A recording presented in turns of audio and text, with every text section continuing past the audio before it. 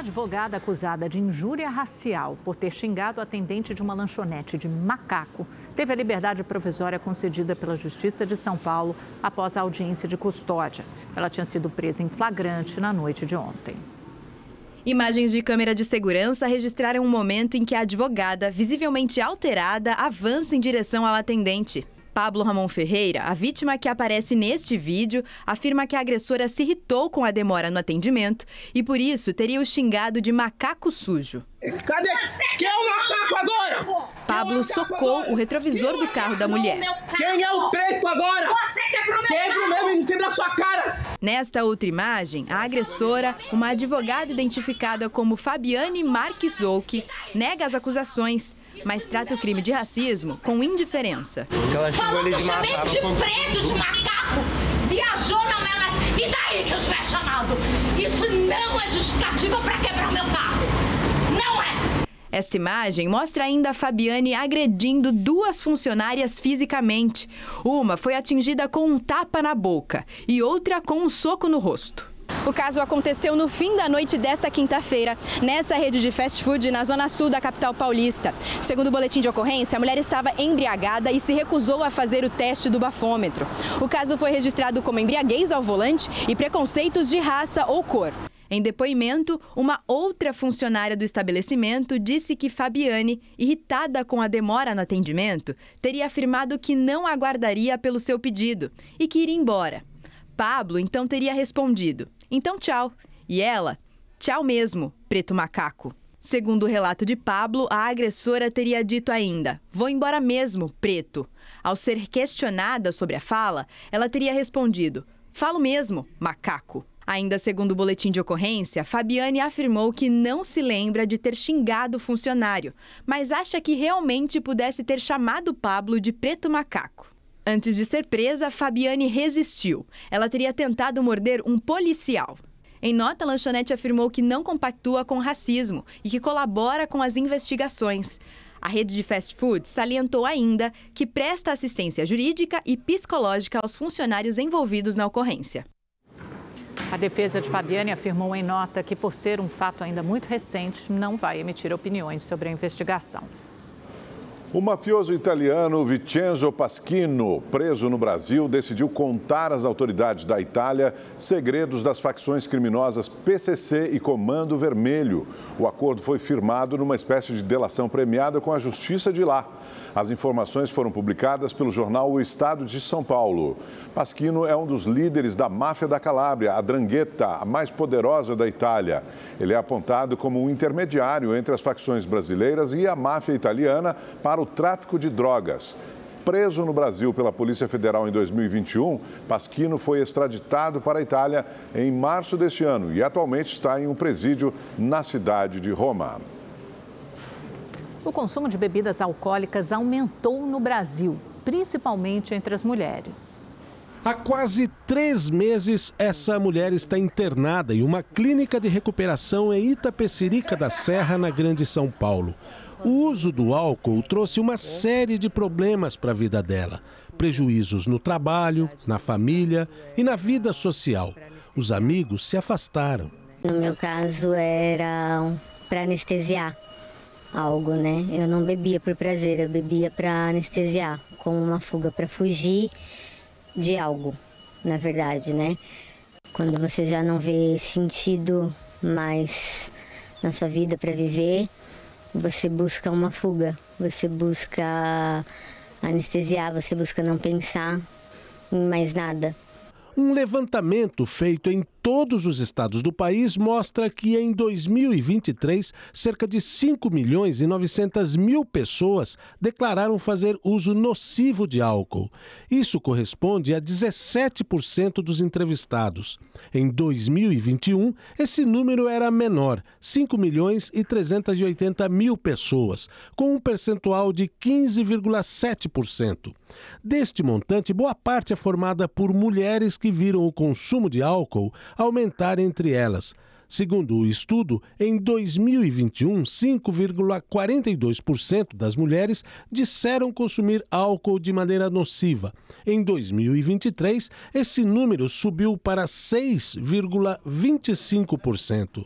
diria que tem relação com tanto essas mudanças sociais mesmo, de padrão de comportamento de homens e mulheres que vão se aproximando, como também a gente teve a pandemia, e isso por si só já aumentou o consumo de álcool. As pessoas ficaram em casa, acabaram adotando hábitos muitas vezes menos saudáveis de consumir mais substâncias e principalmente o álcool. Especialista em dependência química, Lucineide revela que o aumento do consumo se reflete nas clínicas de recuperação. O que nós temos percebido é que desde o ano passado temos um aumento considerável de mulheres em tratamento, não somente por transtornos mentais, mas também pelo uso de álcool. Então, no tratamento, nós focamos em que ela reorganize a sua rotina, se recupere, se resgate. E o tratamento com auxílio de profissionais qualificados é o principal passo para o paciente deixar o vício, ter novo ânimo e retomar a vida. O avanço foi bem significativo, Eu cheguei que eu estava bem intoxicada, bem deprimida, sem esperança nenhuma. Então o tratamento salvou minha vida. O ministro-chefe da Casa Civil, Rui Costa, disse hoje que todos os ministérios serão afetados pelo bloqueio de despesas no orçamento. O governo vai detalhar como serão feitos os cortes na semana que vem. O governo precisou congelar 15 bilhões de reais em despesas. 11 bilhões e 200 milhões foram bloqueados, porque os gastos superaram a meta prevista no arcabouço fiscal. Outros 3 bilhões e 800 milhões foram contingenciados e podem ser liberados se a arrecadação aumentar. O governo já anunciou que os investimentos em saúde, educação e obras do PAC já iniciadas serão preservados, mas o valor total do bloqueio será dividido pelos 39 ministérios. Nós vamos fazer, seja o bloqueio, seja o contingenciamento, os dois juntos vão alcançar 100% dos ministérios. Todo mundo dará a sua contribuição para alcançar esses 15 bilhões. E está fazendo um ajuste fino nos números para que na semana que vem, segundo o terça, que é o prazo, terça eu acho, será publicado a relação dos bloqueios e do contingenciamento. Já para o orçamento do ano que vem, a Secretaria do Tesouro deu uma boa notícia.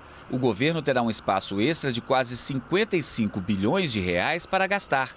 A folga é consequência da regra prevista no arcabouço fiscal. Pela norma, o governo poderá ter um aumento de 0,6% a 2,5% das chamadas despesas primárias, que excluem os gastos para a manutenção da máquina pública. O governo federal publicou hoje no Diário Oficial da União as regras para a revisão que será feita nos cadastros do Benefício de Prestação Continuada, o BPC, em todo o país. O objetivo é identificar fraudes e diminuir o impacto financeiro nos cofres públicos. Ao revisar os gastos com o BPC, o governo federal identificou que no ano passado o valor destinado ao programa aumentou de 6,4 bilhões de reais para 111 bilhões e meio. As regras para o pente fino, publicadas hoje, incluem a atualização dos dados de quem está inscrito no benefício, mas não tem registro no CadÚnico e não fez o recadastramento no INSS nos últimos 2 anos. Essas pessoas serão notificadas e, se não se manifestarem em 30 dias, terão o cartão bloqueado. Porém, ainda não há uma data para que isso aconteça. O benefício de prestação continuada atende idosos ou pessoas com deficiência de qualquer idade e garante um salário mínimo por mês. O governo anunciou investimento de quase 42 bilhões de reais em obras de infraestrutura no PAC, o Programa de Aceleração do Crescimento. Serão 41 bilhões e 700 milhões de reais para atender 5 modalidades de obras. A maior parte, 15 bilhões e 300 milhões, vai para a drenagem urbana e prevenção a desastres naturais. 10 bilhões e 100 milhões para a instalação de esgoto. 9 bilhões e 900 milhões para mobilidade urbana. 5 bilhões e 900 milhões para abastecimento de água e 460 milhões para a construção de 30 centros comunitários pela vida, voltados à segurança pública. As obras escolhidas devem alcançar mais de 700 municípios e beneficiar mais de 3 milhões de pessoas, além de reaquecer a economia. Serão 535 mil novos empregos, diretos e indiretos, das obras que vão se suceder, nessas obras que vão ser apresentadas aqui. No total, 899 empreendimentos foram selecionados entre sugestões enviadas por prefeitos e governadores. Todas as 27 unidades da federação serão beneficiadas pelo programa, mas apenas 13 governadores aceitaram o convite para a solenidade. Alguns não têm comparecido, possivelmente ainda pela imagem negativista de um presidente da República que só viajava para o estado que ele gostava, só viajava para atender amigos e não dava importância para aqueles que pensassem diferente dele. É uma coisa absurda. No discurso, o presidente disse ainda que vai propor a criação de um programa pé de meia estadual, como forma de os estados compensarem as dívidas com a União. O programa oferece uma poupança de R$ 200 por mês para estimular o estudante a não abandonar o ensino médio. Lula também voltou a defender o aumento do salário mínimo e criticou o presidente do Banco Central, Roberto Campos Neto. Esse dia do presidente do Banco Central deu uma declaração para a imprensa que eu não quis acreditar. Eu não quis acreditar. Um cidadão jovem, bem-sucedido na vida, diz o seguinte: esse negócio do aumento do salário mínimo e a massa salarial crescendo pode gerar inflação. Ou seja, significa que para não ter inflação é preciso o povo ganhar pouco? Documentos encontrados pela Polícia Federal apontam que Alexandre Ramagem, ex-chefe da Agência Brasileira de Inteligência, a ABIN, fez orientações para que o ex-presidente Jair Bolsonaro atacasse as urnas eletrônicas, criando dúvidas sobre a integridade do sistema eleitoral brasileiro. Quem tem mais informações sobre isso é o repórter Marcos Amoroso, direto de Brasília. O que é que os agentes da Polícia Federal encontraram exatamente e que documentos são esses, Amoroso?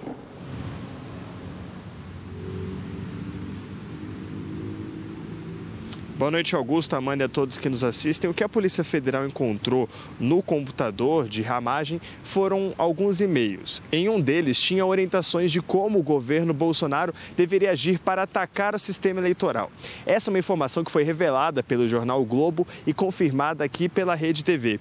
O então diretor da BIM indicou no e-mail que votos direcionados a Bolsonaro nas eleições de 2018 foram alterados. Vale lembrar que a eleição de 2018 foi vencida por Bolsonaro, que logo depois virou presidente. Ramagem escreveu ainda que Bolsonaro deveria ter uma atitude belicosa, ou seja, que Bolsonaro deveria subir o tom e agir com mais agressividade quando fosse falar desse assunto. O ex-chefe da BIM também escreveu textos com ataques ao Supremo Tribunal Federal e ao Tribunal Superior Eleitoral. Sem apresentar qualquer tipo de prova, Ramagem chegou a dizer que havia armadilhas sendo colocadas nas urnas. A PF não confirmou se essas mensagens de e-mail encontradas no computador de Ramagem chegaram a ser enviadas para o ex-presidente Bolsonaro. A Polícia Federal ela teve contato com esses documentos devido a uma quebra de sigilo autorizada pela Justiça dentro do caso da BIM paralela. Essa é uma investigação da Polícia Federal que apura se Bolsonaro utilizou da máquina pública para monitorar adversários políticos e outras autoridades da República. No depoimento da Polícia Federal neste mês, Ramagem reconheceu que costumava escrever textos para, abre aspas, comunicação de fatos de possível interesse de Bolsonaro, fecha aspas. Ramagem ressaltou, porém, que não se lembrava se essas mensagens encontradas no computador dele pela Polícia Federal chegaram a ser realmente enviadas a Jair Bolsonaro. Nós procuramos a defesa de Ramagem, de Bolsonaro, mas até o momento não recebemos nenhum retorno. Volto com vocês no estúdio. Muito obrigada, Amoroso. Hoje é comemorado o Dia dos Avós, uma data para celebrar a sabedoria e a relação entre as gerações. Em São Paulo, o Instituto Paulista de Geriatria e Gerontologia preparou uma série de atividades para netos e avós participarem juntos, criando momentos únicos, inesquecíveis e fortalecendo um laço tão único que nem a ciência consegue explicar. As atividades começaram com a apresentação teatral feita pelo grupo Suavidade, com o tema Quando a Velhice Chegar. Escuta aí, minha filha, você não acha que você está muito velho para ficar com esse negócio de fazer ginástica? Nós temos muitas oportunidades para vivermos bem mesmo na velhice, né? Diferente de alguns anos atrás, hoje nós temos mais oportunidade para isso. Também teve brincadeiras, pintura com essa árvore da vida, elaborada por netos e avós, e muita dança. O dia é dos avós, mas aqui temos o encontro de 3 gerações, neta, avó e bisavó. Eu tenho 15 netos, 6 filhos, 15 netos e 18 bisnetos. É porque eu sou muito feliz, graças a Deus, com a minha família. A data em que é comemorado o Dia dos Avós tem origem bíblica. O dia 26 de julho é utilizado pela Igreja Católica para lembrar São Joaquim e Santa Ana, pais de Maria, mãe de Jesus. Portanto, no século passado, o Papa Paulo VI definiu a data como Dia dos Avós para celebrar a sabedoria e o encontro de gerações. Isso é muito importante, que é uma das partes do nosso programa, a relação intergeracional. É você trazer os mais jovens para conviver com os idosos e vice-versa, entende? O Brasil está envelhecendo. De acordo com o censo demográfico, em 2022, o total de pessoas com 65 anos ou mais no país chegou a 10,9% da população, 57% a mais do que em 2010. Por isso, é cada vez mais importante cuidar de quem sempre cuidou de nós. Ela sempre me acompanhou a infância toda, sempre foi nas minhas apresentações da escola, então é um prazer, eu estou muito feliz de estar aqui com ela hoje. Hoje eu consegui trazer as duas. E eu amo as minhas netas demais, demais. É tudo para mim, minhas 2 netas.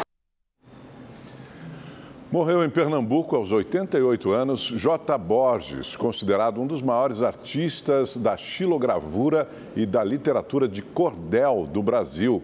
O pernambucano teve suas obras expostas nos principais museus do mundo e seus trabalhos foram reconhecidos em mais de 20 países.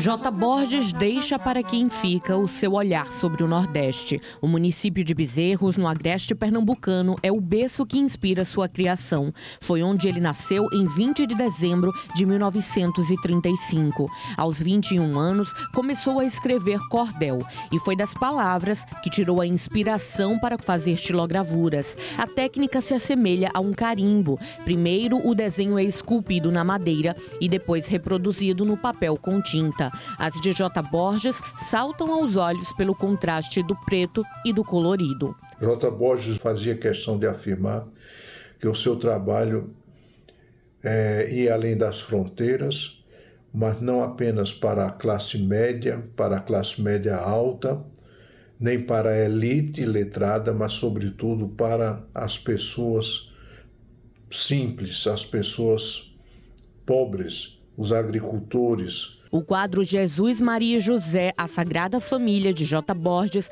foi o presente escolhido pelo presidente Lula para o Papa Francisco em junho do ano passado. Lula lamentou a morte do artista em rede social. Outro admirador de J. Borges era o escritor português e Prêmio Nobel de Literatura José Saramago, cujo livro O Lagarto foi ilustrado com as xilogravuras do pernambucano. Em 2018, Borges foi homenageado pela Escola de Samba Acadêmicos da Rocinha do Rio de Janeiro. O evento mais bonito que eu participei foi o desfile da Sapucaí. Durante a minha vida nunca gozei um passeio daquele. J. Borges tinha 88 anos e estava internado há 2 semanas por problemas no pulmão e no coração. Ele recebeu alta e morreu em casa na manhã de hoje, na cidade de Bezerros, onde viveu toda a sua vida. Apesar do reconhecimento internacional, se manteve fiel às suas raízes e não abandonou a humildade de um bom agrestino pernambucano. O legado do artista vai permanecer vivo naqueles que fazem parte da família Borges. E hoje eu vejo a importância do que ele está deixando para a gente. Para a gente e para a humanidade, né? Que tio é no mundo todo. Falou xilogravura, vem na mente logo J. Borges.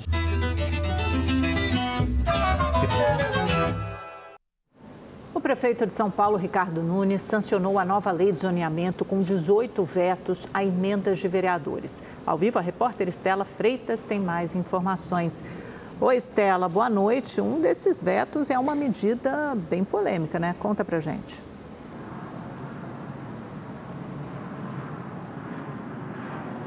Oi, Amanda, uma boa noite a você, boa noite a todos. Sim, entre os vetos do prefeito, tem 3 emendas que eram alvos de reclamações de 12 associações de bairros da cidade que pediram ao Ministério Público para investigar os vereadores que aprovaram essas mudanças. O destaque é para a emenda 28, que impactaria toda a cidade, retirando a proteção das zonas exclusivamente residenciais em eixos de corredores de ônibus e metrô para transformar tudo em zonas de estruturação urbana. Isso significa que seria permitida a construção de prédios sem limite de tamanho, inclusive em bairros só de casas. A nova lei de zoneamento de São Paulo foi aprovada pelos vereadores no dia 2 de julho. Lembrando que a versão original, votada no fim do ano passado, passou por reavaliações dos vereadores por conta de alguns erros no projeto que deixaram algumas quadras da cidade sem regras para uso e ocupação. Agora, a Câmara ainda pode derrubar esses vetos do prefeito. Amanda, Augusto. Obrigado, Estela. Os tradicionais ônibus turísticos com teto aberto, muito comuns em cidades da Europa, agora chegaram por aqui, mais especificamente no Rio de Janeiro. A nova atração, que tem 2 horas e meia de duração e passa por 30 pontos famosos da cidade maravilhosa, tem encantado estrangeiros e brasileiros que visitam a capital carioca. Não há quem não se divirta com a experiência. Cheguei aqui hoje de Brasília, vim comemorar o aniversário do meu irmão e da minha cunhada. Tá tudo lindo, é a realização de um grande sonho. Presente em diversos destinos turísticos do mundo, aqui no Rio, City Tour conta com um diferencial. O passeio é embalado por uma trilha sonora que combina com os cartões postais da cidade, com direito até a passistas de escolas de samba.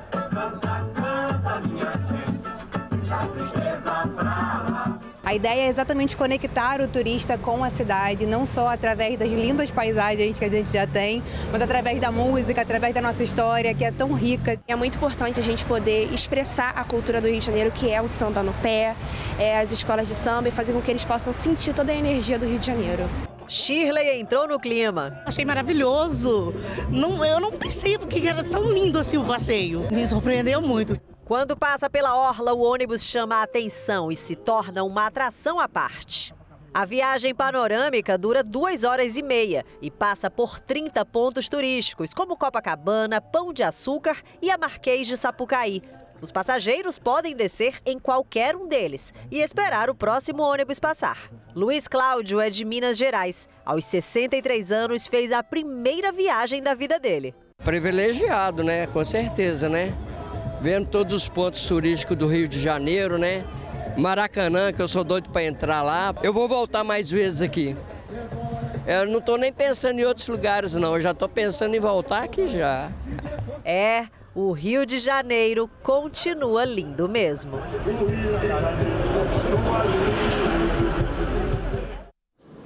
Fica difícil competir com tanta beleza natural, né?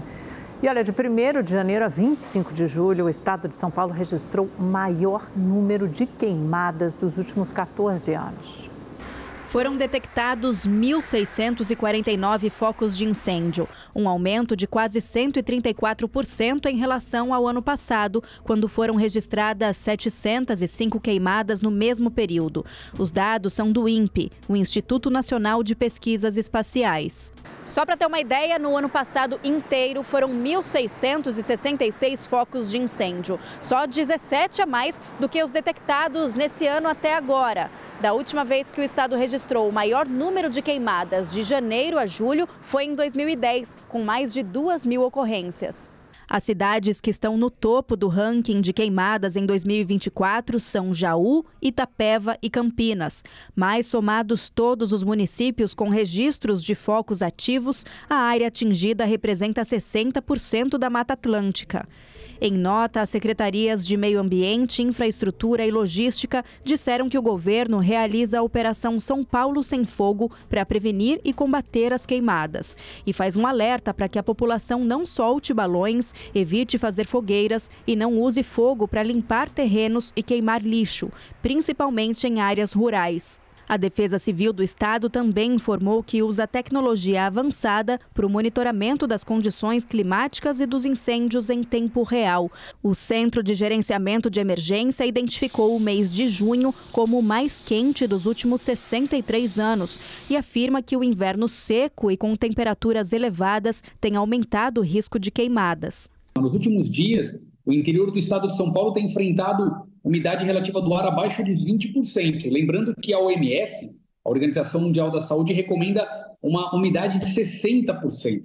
Nós estamos com cidades no interior que não chove há mais de 100 dias. E aí o clima realmente está impondo para nós um desafio nesse ano. E este desafio nós estamos buscando enfrentá-lo e superá-lo com o uso de tecnologia, com o uso de equipamentos e com muito trabalho também de prevenção por parte das nossas defesas civis municipais. Vamos ver agora a previsão do tempo para todo o Brasil com Igor Silveira. Boa noite para você, Igor. Como diz aquela música do Djavan, a gente pode começar a sentir aquele frio que vem lá do sul, né? Isso. Nos conte como é que vai ficar o tempo no final de semana. Vamos lá. Boa noite, Augusto. Boa noite, Amanda. Boa noite para você que está em casa. Olha, por enquanto, o friozinho só chega no sul do país mesmo, viu? Porque o fim de semana ainda vai ser quente e abafado em todo o centro do país por causa do bloqueio atmosférico. Mas como você comentou, Augusto, no sul, olha só, a alta polar está em atuação e mantém o tempo instável. Aí tem previsão de chuva em Santa Catarina e também no Rio Grande do Sul. Em Porto Alegre, as temperaturas despencam nos próximos dias, como a gente acompanha aqui na tela. Máxima de 23 graus amanhã, 18 graus no domingo e 13 graus na segunda-feira. Em São Paulo, o fim de semana ainda vai ser abafado, mas as temperaturas também começam a cair. Olha, a máxima de 26 graus amanhã, 28 no domingo e 23 graus na segunda-feira. Só que na terça, a máxima não passa dos 18 graus, vai cair bastante. No Rio de Janeiro, o fim de semana vai ser de praia, porque as máximas podem chegar na casa dos 32 graus amanhã, 33 no domingo e 32 graus na segunda-feira. Já no litoral nordestino, a previsão de chuva continua por causa da brisa marítima. Na região norte também o tempo fica instável em toda essa área mais escura e o destaque continua para Roraima. Quanto às temperaturas, máxima chegando aos 35 graus em Manaus e 36 graus em Cuiabá amanhã. Bom fim de semana para todo mundo. Amanda, Augusto. Bom fim de semana de verão, né, Igor? Exatamente. É essa a cara, a tradução desse mapa. Obrigada, querido. Bom descanso. Obrigado, Igor. Rede TV News faz uma pausa bem rapidinho. Voltamos em seguida.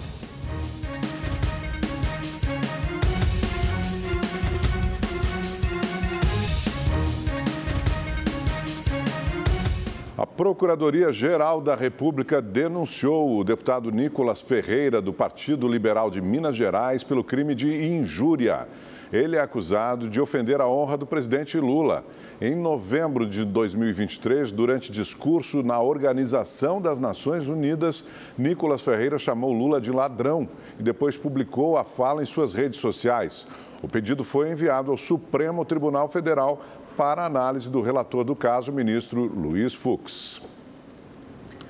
O Parque Nacional dos Lençóis Maranhenses foi reconhecido como Patrimônio Natural da Humanidade. Agora, o espaço se junta a outras 7 áreas que ostentam a chancela aqui no Brasil. O título concedido pela Organização das Nações Unidas para Educação, Ciência e Cultura, a Unesco, foi anunciado hoje. O processo de avaliação começou em agosto de 2023. Cidades e povoados que dão acesso à região foram visitados durante a análise da beleza natural, proteção da área, serviços de turismo e administração do parque. Com 155 mil hectares e em uma região que conta com a presença de 3 biomas diferentes, Cerrado, Caatinga e Amazônia, o parque abriga um cenário com dunas de areia branca e lagos de águas pluviais cristalinas, sendo destino para o ecoturismo. É a primeira vez em 23 anos que o Brasil recebe o título. Com os Lençóis Maranhenses, o país possui 24 títulos de patrimônio mundial, 15 culturais, 8 naturais e 1 misto. Com a classificação, o parque passa a ter mais atenção à preservação dos recursos naturais e da biodiversidade.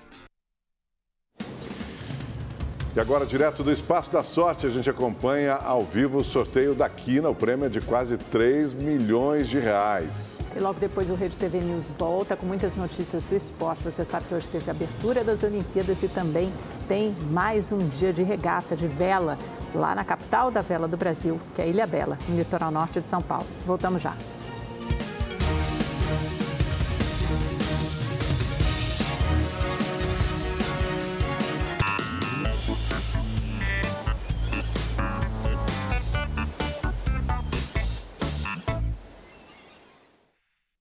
Hora do esporte, a 51ª Semana Internacional de Vela de Ilhabela está chegando ao fim. E a Gabi de França, que está lá desde o último final de semana, né, Gabi? Já deve estar com saudade, porque, fala sério, é muito bom trabalhar num cenário tão lindo como esse, né, Gabi? Boa noite para você.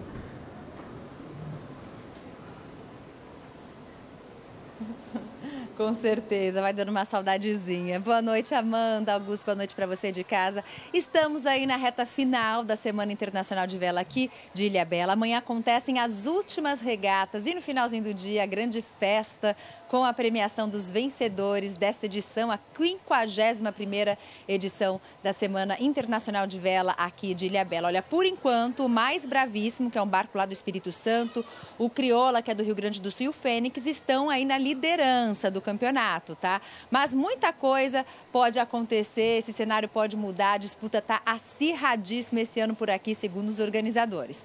Bom, saindo um pouquinho da Semana de Vela, vocês sabem que Ilhabela esconde várias preciosidades, né? Você vai conhecer agora um lugar que é um verdadeiro paraíso tropical. Fica aqui no extremo sul da ilha, a cerca de 40 minutos, e abriga, gente, uma das 10 praias mais belas do país. Para chegar lá, só de barco, viu? Fernando Fontana foi lá conhecer de perto esse lugar paradisíaco e mostra pra gente agora.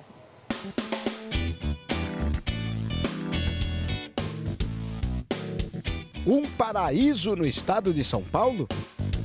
As belezas naturais da Praia do Bonete, localizada ao sul de Ilhabela, ganhou chancela internacional. O jornal britânico The Guardian a colocou entre as 10 praias mais bonitas do Brasil. O turista que chega já vê motivo. É maravilhoso, é um lugar único, energeticamente também falando, a geografia é fantástica, a natureza ela envolve. A jornalista Mariana Brod foi uma das envolvidas pela Mãe Natureza. Desde 2014 que eu conheço Bonete e eu vinha todos os anos para cá passar férias porque eu gostava muito da natureza, do lugar em si. Na verdade, não só por ela. Numa dessas visitas, em março, antes da pandemia, em 2020, eu conheci o meu atual companheiro, o meu marido, Alexandre. E aí entrou a pandemia, eu tive que ir embora daqui do Bonete. E aí em novembro, quando as coisas começaram a amenizar na pandemia, eu saí de Ubatuba, peguei ônibus e vim pra cá encontrar com ele para passar 2 semanas com ele e eu nunca mais voltei. É amor e parceria. Juntos passaram a gravar vídeos contando a história do local, os conteúdos viralizaram. As belezas naturais, claro que elas chamam a atenção, mas tem uma outra coisa que diferencia o Bonete de outros lugares. Nesta pequena região de 350 habitantes, o estilo de vida é maravilhoso. Logo na entrada tem a charmosa Capela de Santa Verônica, fica ao lado do restaurante da tia mais famosa da região. Rosimaire Góes dos Santos. Ah, conhecida como? Roseli. Os dotes culinários vêm dos tempos que essa estrutura nem existia. Era um barraquinho que a gente tinha ali embaixo na praia. Aí depois a gente desmanchou ele e eu comecei a construir aqui em cima. A saborosa comida servida no deck foi conseguida pelo filho. A pesca é característica dos moradores da região. Cada geração que surge traz novidades. A geração antiga que pescava, e a gente aprendeu muita coisa com ele. E evoluiu um pouco, né? A gente pegou materiais melhor. Estratégias aliadas à tecnologia. Os barcos ganharam motores e nas ruas de areia, quadriciclos. Hoje em dia já se tem a embarcação, que é com motor a gasolina. Não é que o caiçara acabou, a cultura se transformou. Tudo bem diferente do passado. Primeiro era muito ruim, meu filho. Era muito ruim? Muito ruim. Como é que era antes? Uma engrossava, a gente não tinha o que comer, porque a gente vivia só do peixe. A vida no Bonete não é igual à das grandes metrópoles. Tem forno a lenha, orelhão, placas de energia solar em cada residência e quando a maré sobe... Às vezes a gente fica 3, 4 dias sem conseguir sair daqui do Bonete de lancha para fazer uma compra no mercado, né? Aí é que entra a melhor qualidade do local. É sempre tudo voltado para a família, porque aqui ninguém consegue viver sozinho. Esse é o Bonete, lugar paradisíaco, sem grandes metrópoles, mas com verdadeiro orgulho para quem mora por aqui. As pessoas vivem bem aqui, as pessoas são felizes com essas vidas, com a vida aqui, né? Acho que isso que é o mais interessante. E ainda falando de Olimpíada, o Ministério do Esporte fez uma postagem racista antes da abertura dos Jogos. A publicação mostra um macaco dirigindo uma embarcação com a legenda "Todo mundo aguardando o nosso barco". Em nota, o Ministério reconheceu o erro, disse que a imagem carrega conotações racistas históricas e que, por isso, foi imediatamente apagada na rede social e o responsável pela publicação foi demitido. Rede TV News faz uma breve pausa, voltamos já.